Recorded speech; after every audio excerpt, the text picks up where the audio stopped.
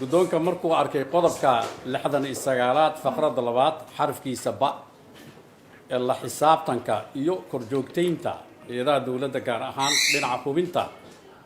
dhaqangelinta sharciyada dalka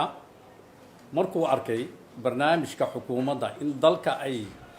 gaarsiin doonto doorasho qof iyo cod ah sanadka 2020 oo ku salaysan dimuqraadiyad iyo rabitaanka shacabka Soomaaliyeed markuu arkay in xukuumadda ku fashilintay ballanqaadkii ahaa diyaarinta hanaan iyo qorshe cad oo lagu gaarayo doorasho qof iyo cod ah sanadku 2020 dhamaystirka federaaleynta heerarka kala duwan iyo go'aanka qaadashada maqaamka caasimadda ka hor waqtiga doorashada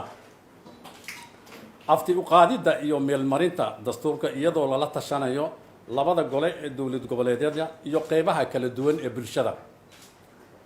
hirgelinta nidaamka axsaabta siyaasadeed si ay uga qeyb qaataan ama qeyb uga noqdaan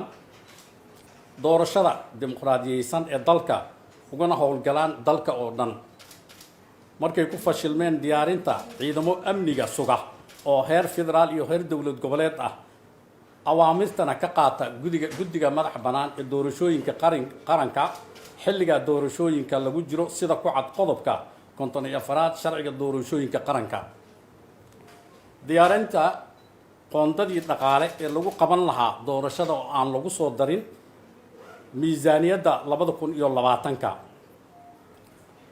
markuu dhageystay golaha shacabka ee baarlamaanka federaalka warbixintii guddiga madax bannaan doorashooyinka qaranka ay ku caddeeyeen in ay awoodi waayeen soo gudbinta qorshaha qabsoomidda doorashooyinka muddada ku xusan qodobka 13aad faqradda 3aad sharciga doorashooyinka qaranka isla markaasna ku dhawaaqeen inaysan ku qaban karin doorashada waqtigii loogu talagalay sidaa daraaddeed guddoonka golaha shacabka wuxuu cod u qaaday kala noqoshada kalsoonida xukuumadda hadda jirta oo ra'iisul wasaare uu yahay xasan khayre baarlamaankana sidaan ayuu codeeyay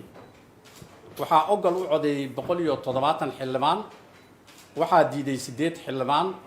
wax ka aamusay ma laha sidaa daraaddeed madaxweynaha jamhuuriyadda federaalka Soomaaliya sida uu farayo dastuurka kumeel gaarka ah oo in si degdeg ah u soo magacaaba ra'iisul wasaare iyo xukuumad waddankan gaarsiin karta fulin karta doorasho qof iyo cod ah muddadii loogu talagalay aad iyo aad u mahadsantiin